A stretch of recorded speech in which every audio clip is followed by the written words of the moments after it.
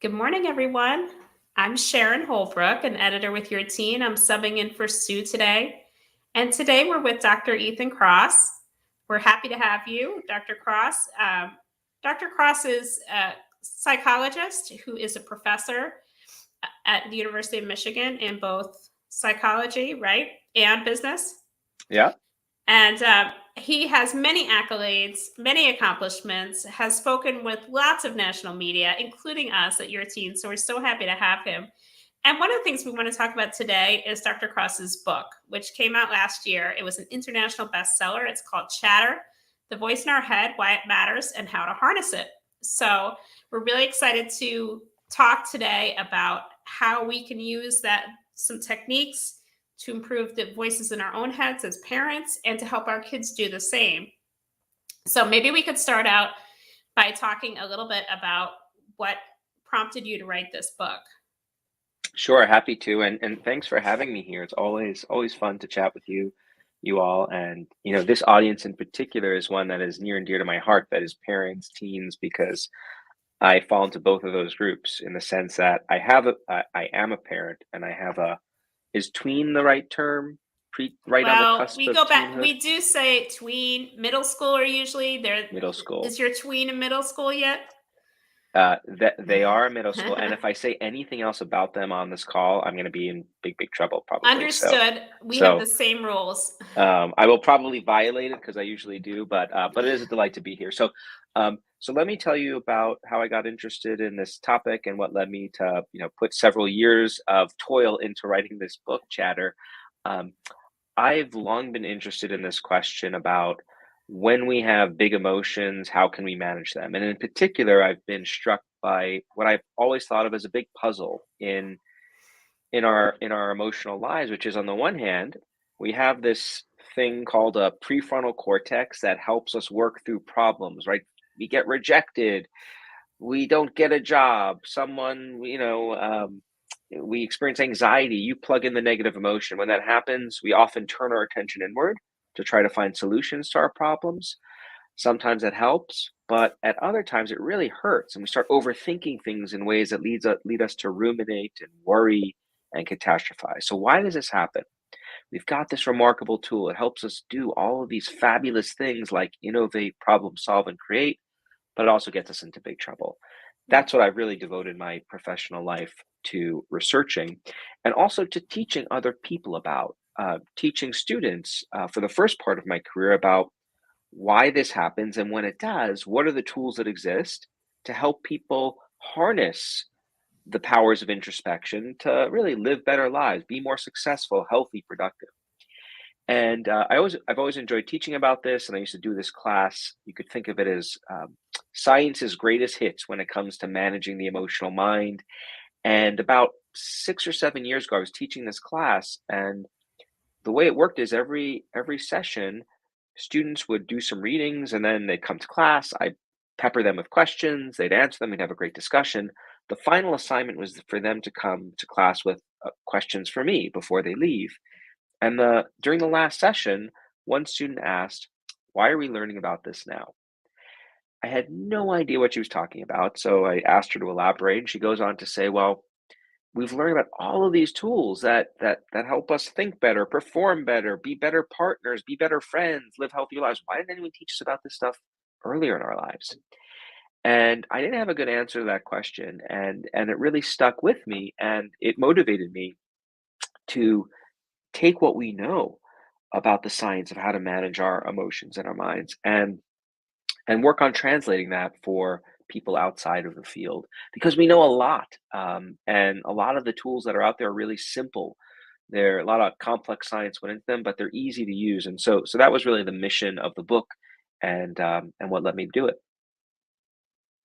Interesting. And it's interesting to hear you say that our prefrontal cortex gets us in trouble, because a lot of times when we talk about adolescence, we're talking about how um, the less developed prefrontal cortex gets them into trouble in other ways, in not evaluating risks well and things Sure. like that. But it sounds like it can also cause us to think too much. Yeah. So how does that play out with teenagers and the chatter and the prefrontal cortex? Yeah, well, two responses to that question, and it's a great observation. So I think there's one view out there that I don't endorse is that emotion and thinking work like a seesaw in the brain, right? So if your prefrontal cortex goes up, your emotional circuitry, represented by the amygdala in the popular culture, goes down, right? So prefrontal cortex up, emotions down. Um, Turns out that is a gross oversimplification of how the brain works when it comes to managing our emotional minds. And as a testament to that, I would ask anyone who is here right now to think to themselves if they've ever been in a situation in which they themselves have thought themselves into a muck, right? By imagining alternative possibilities that fill you with fear and anxiety or anger, right? That's you using your prefrontal cortex to simulate different possibilities that can amplify your emotions. So you could think of your prefrontal cortex as this like symphony conductor, and there are certain ways that that symphony conductor can amplify emotions or muffle them. But we don't get a playbook. No one teaches us how to orchestrate the mind, right? And so that's in a certain sense what the tools I talk about and the science I review are really. The goal is to start giving people um, those kinds of tools. Another metaphor you can use if you don't like classical music is just think about a hammer. I find this one really resonates with me. A hammer is a source of enormous innovation, right? We build homes and all sorts of things, but in the wrong hands, used the wrong way, that hammer can be a tool of destruction. Same thing is true of your prefrontal cortex. Um, Kids. Now, it is certainly the case that the prefrontal cortex is a vital asset when used properly for helping us manage our emotions. And so we know that develops that part of the brain, those networks develop over time. And so it is true when kids are younger, certain kinds of tools may be less relevant because they over rely on that prefrontal cortex. So as an example, when a kid's really young, sometimes attentional tools like if a kid is really being tempted when they're doing their homework, they want to play, with an iPad, right? Just take it out of sight, remove the temptation completely. Don't require them to problem solve. If well, I really shouldn't do this because if I play with the game now, then I'm going to get a bad test a week later. That kind of mental act is more challenging when your prefrontal cortex is less developed. And so there are age specific tools that you can implement. All right. So let's get a little practical. What would be the starting point? You're listening to this, you're thinking, "Oh, this sounds really interesting. I think maybe my kid is or I am having too much negative self-talk. I feel like we're caught in the wrong place." What's the starting point? Step one is to normalize, define, and then normalize what Okay. chatter actually is. So we've all got the ability to silently use language to reflect on our lives. This is an amazing tool.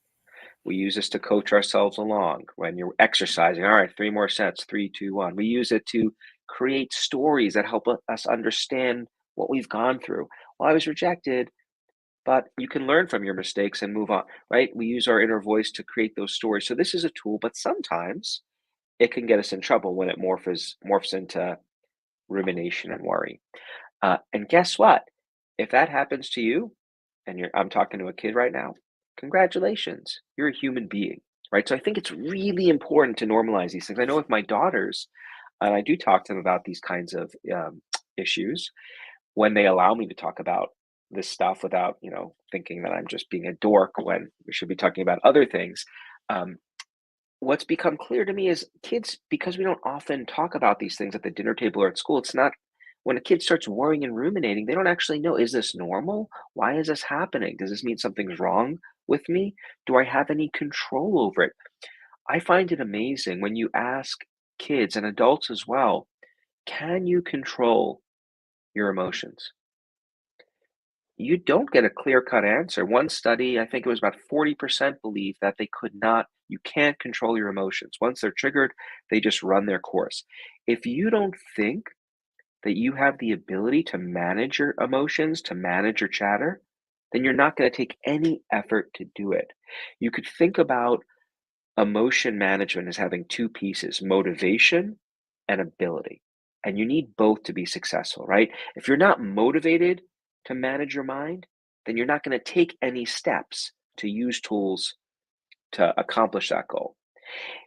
On the flip side, you can be really motivated to manage your emotions, but if you're not aware of what the tools out there are for doing that effectively, you're not going to know what to do. Or maybe you think you know what to do because culture has given you some tools, your friends or parents have told you to do some things, but if those tools aren't actually helpful, then that's not going to help you either. So you need to be both motivated and you have to know what the right tools are. So Step is one, talk yeah. about it and motivate. And I was gonna say, is that step two? That Yes. what? So we've normalized it.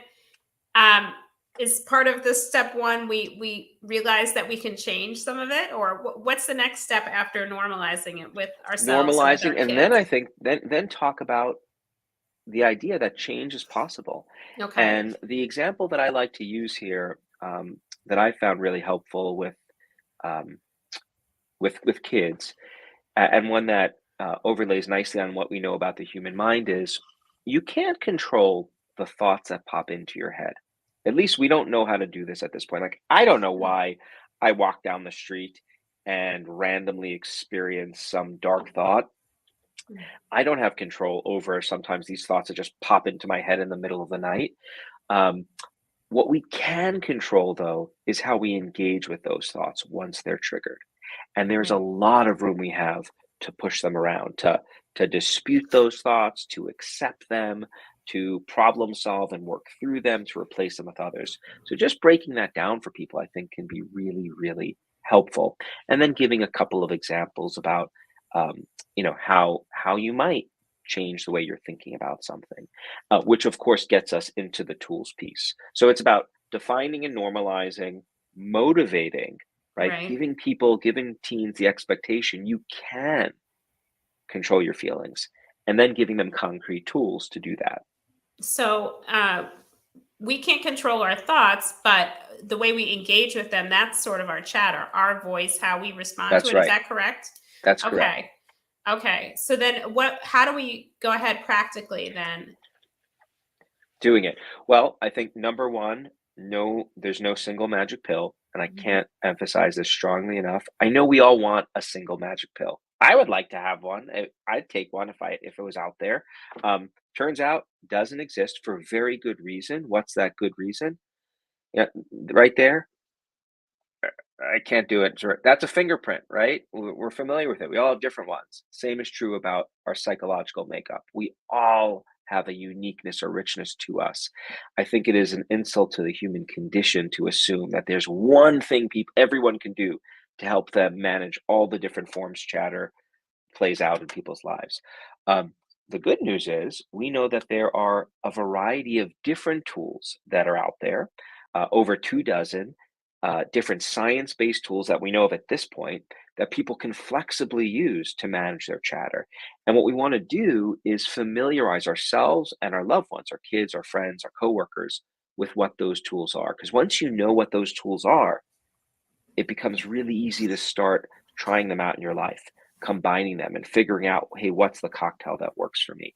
In terms of just having a framework for how to think about these tools, I like to put them into three categories: Mhm. tools you can use on your own, people tools, which involve engaging with other people in particular ways that can be really useful, and then environmental tools, ways of interacting with your physical spaces that help us manage our chatter really, without diverting a huge amount of resources from the outside in. And so maybe it'd be helpful if I just rattle off a few of what those tools are.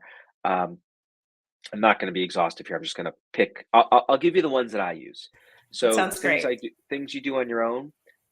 My first line of defense is something called distanced self-talk. It's going to sound wacky. Bear with me. There's a lot of science to support this. When I'm struggling with something, I I use a linguistic technique. I try to coach myself through the problem like I were giving advice to someone else, and I use my own name to do it. Ethan, what are you doing, man? Come on, get your act together. Importantly, I don't do this out loud while walking down the streets of Ann Arbor. I do it silently in my head. Here's something that we know about people. We're much better at giving advice to other people than we are giving advice to ourselves. Distant self-talk plays on this mechanism, and it does it in a really novel and I think just cool way, right? So think about, when do you use names and words like you? We use those parts of speech when we think about and refer to others. So the links between a name or the word you and someone else in our heads, super strong. So when you start using your own name to work through your problems, it's turning on the brain machinery for thinking about other people. That gives us distance from our problems, makes it much easier for us to give ourselves good advice. First thing I do. Second thing I do, tool that I use on my own, is something that we call temporal distancing or mental time travel. This is what I call my 2 a.m. chatter strategy. I don't know why it happens. Every 4 to 6 weeks, I will wake up 2 a.m. like this. And something has just elicited chatter within me. I'm wide awake. It's not a nice feeling. And I have a solution, which is I think to myself in that moment, how am I going to feel about this thing that I'm worried about tomorrow morning? If that doesn't take the edge off, I think about how I'm going to feel about it next week. And it almost always does by that next week's point. Here's how this works. We've gone through life. We've all experienced lots of ups and downs. The ups always accompany the downs, which is to say, like, we experience negative emotions, but they eventually subside. When we're in the midst of a negative thought loop, worry, rumination, anger, we lose sight of the fact that as awful as we feel right now, we're gonna eventually feel better. And what temporal distancing does is it reminds us of this in the very moment. And when that happens, it highlights the fact that what we're going through right now, it's unstable. It will eventually end, and that gives us hope. And hope is a really powerful antidote to chatter. Yeah. It takes the edge off in ways that can make a difference. Often these different tools that I'm talking about, they're not going to turn a really highly anxiety provoking situation or depressogenic event into a birthday party with cookies and hot cups of tea. What they do is they reduce the volume of the negativity, making it easier for you to work through that experience. That's another tool you can Right. use. um, That one uh, seems particularly helpful for kids to understand because the emotional experiences are newer to them. We, as older Absolutely. people, have had a larger volume of things, and we may not have thought about it that way. I love that technique. But we also do know, oh, I've been through this before and I do feel better eventually. But for kids, they may not realize I won't always feel this way. And so another way you can do this, right? So one way is by projecting forward. How are you going to feel about this tomorrow morning, a week, a year? Go as far as you need. How are you going to feel about when you're dead, right? Not going to feel anything. Probably don't want to touch death, but in some cases that could be useful. Um, you could also go back in time, right? And back in time can be useful too. For example, with COVID, uh, I found it personally useful to think, how does this awful situation, right? A situation that can provoke all sorts of chatter. How does this compare to the pandemic of 1918, which by all accounts was much, much worse, or to the bubonic plague of the Middle Ages, right? Which decimated the Europe for decades, right? That's a powerful way of broadening our perspective. And broadening our perspective when you're experiencing chatter can be really good, because when you're stuck with chatter, you're narrowly focused on this. Like, the person rejected me. My life is over. What am I going to do? Right? Turns out your life is not over. And let's have the kid, the teen, really understand why that is true. That's what these little mental shifts can do for folks. Um, Sounds like a sh- long term process, like all parts of parenting. yeah, but I think the value of knowing about these tools for parents is they give you a playbook for what to do when you see a kid struggling, when a kid comes to you looking for help. Like, when you see your child struggling, there's an empathic connection that triggers wanting to help, right? So I think we Right. all want to do that, but we don't actually know how to do it. And that's where I think the science can be so incredibly useful. Let me mention one other tool. Yes, I don't know how please. much time we have, but it's this one We're tool I think is yeah. critically important for parenting and really all forms of interpersonal support. So it takes us to the second bucket. The second bucket, people tools. So what do you do when a kid comes to you and they're struggling, they have challenge, they ask you for help? Lots of people think that the thing to do is to just let them get it out, let them express their emotions, Mm. vent how they're feeling. This is a very popular idea. It's a centuries old idea going back to Aristotle and is promoted in popular culture all over the place.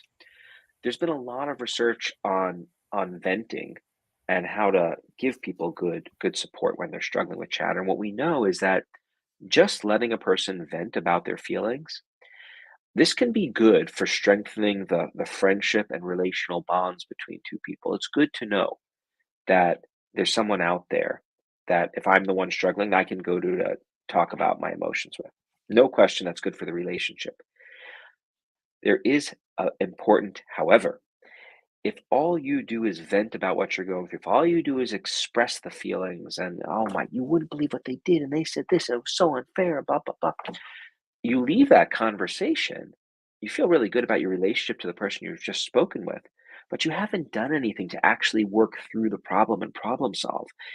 You've actually just served to make increasingly activated in your head all the negative stuff, re-immersing you in that feeling.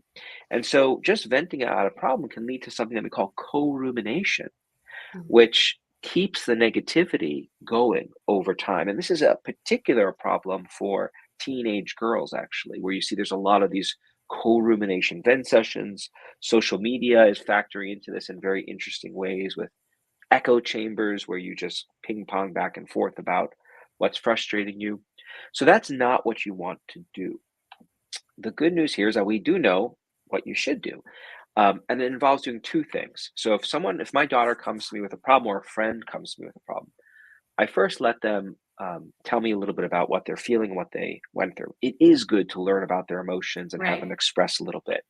But at a certain point in the conversation, I'll stop and see if I could start helping them broaden their perspective, right? I'm going to shift into trying to help them work through this. And there are lots of ways I could do this. Hey, Sharon, so you've dealt with these things before. When you've had Mm. an unfriendly guest on a live program, what have you done? You've managed it before. Or I'll say, hey, here's what I do when I'm struggling in a conversation with someone else. Or have you thought about it this way? So I'm asking questions and I'm contributing to broaden their perspective and ultimately help them work through the chat or come up with a solution. So you want to listen and then also help broaden the other person's perspective. Those are the two steps. Now, there is an art to doing this well. I And would think, yeah. what I mean by that is the following. Sometimes I use my wife as an example. If you're watching, hey, love you. Um, but let's say my wife comes to me with some chatter and she wants to talk about it. I'm listening. I'm there for her. Empathically, I'm connecting. I see my opening. Hey, I have a thought. Can I ask? Can I give you some? My impressions here. Sometimes she'll just say, "No, just keep listening. I'm not done." And okay, and then I let her keep going, and then I'll try again later. At other times, she'll like, "Yes, please. What do you think? Tell me what I should do," or "That's what I'm talking to you for." So you want to feel that out. Depending on the person and the situation, some people may need to spend more time expressing before they're ready to start transitioning into getting that perspective broadening support and advice. So the take homes here very concretely are twofold. You now have a playbook for how to give support to others and how to find people to support you. So if you're the one seeking support, think really carefully about who can do these things for you. Who in your Mm. network is a good advisor in the sense that I've just described. And on the flip side, if someone comes to you with a problem, be mindful of these two principles to help guide them through the problem.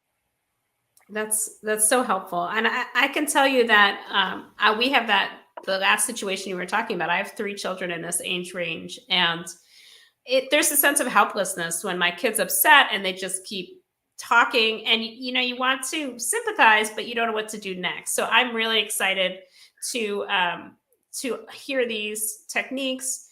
Show us your book, Ethan. Oh, I think I see it behind you. Oh, there's there there's it there's is. one. They're And strategically placed all over. Yeah, always there it at is. your fingertips. So we can get a more in depth, I'm sure, at all of this. And even just understanding what my kids might be going through, what I might be going through, even if I can't immediately solve all these problems, I think will be so useful. So thank you so much for joining us, and everyone for attending, and everyone who's watching later. And we really appreciate your time, Ethan. Well, So thanks for having me. Thanks everyone for attending, and always a pleasure to be in conversation with you. great. Thank you.